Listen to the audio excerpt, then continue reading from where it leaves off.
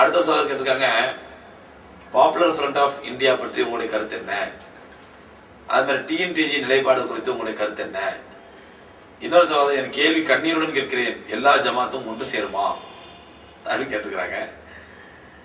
நிச்சயமாக இந்த ஜமாத்துகள், இந்த அமைப்புகள், இந்த இயக்கங்கள் என்று இருக்கும் வரை கியாமத் நாள் வரையில் ஒற்றுமை என்பது சாத்தியமே கிடையாது. ஏனென்றால் அது பாப்புலர் ஃப்ரண்ட் ஆஃப் இந்தியாவா இருக்கட்டும், அல்லது டிஎன்டிஜே, எம்என்டிஜே, ஏபிசி எத்தனை எழுத்துருக்குதோ ஏதாவது 3 எழுத்த போட்டு ஒரு இயக்கம் வச்சிட வேண்டியதானே. இன்னைக்கு அப்படிதான் வந்துட்டு இருக்குது. ஏபிசியில் 26 எழுத்து பார்க்க வேண்டியது, அது ஏதாவது 3 எழுத்து ஈஸியா இருக்கிற மாதிரி ஒரு எழுத்த போட்டு ஒரு இயக்கம் வச்சிட வேண்டியது. பிஎஃப்ஐ, இஎஃப்ஐ, ஐஎன்டிஜே, இஎன்டிஜே, எஃப்என்டிஜே, எம்என்டிஜே, ஏதாவது ஒண்ணு வச்சு ஒரு இயக்கத்தை ஆரம்பிச்சிருக்காங்க இல்லையா. இந்த இயக்கங்கள், இந்த அமைப்புகள் எல்லாத்துக்குமே அடிப்படை நோக்கம் என்ன தெரியுமா?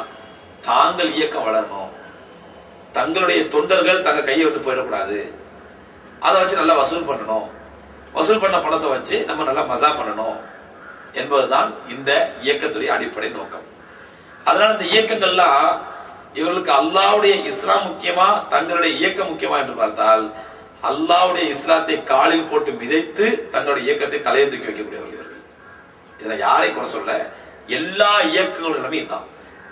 அதனால இந்த இயக்கங்கள் எல்லாம் ஒழிந்து மக்கள் எல்லாம் இந்த இயக்கங்களை நிராகரித்து புறக்கணித்து, அது யாருமே மெம்பரா இல்லாம, கடை நடத்துறதுக்கு வியாபாரம் நடத்துறதுக்கு ஆளே இல்ல, கஸ்டமரே இல்ல என்ற நிலைக்கு ஆளாகி அவர்கள் என்னைக்கு இந்த இயக்க கடைகளை இழுத்து மூடுவார்களோ அன்றைக்கு இன்ஷா அல்லாஹ் ஒற்றுமையாடுவாங்க.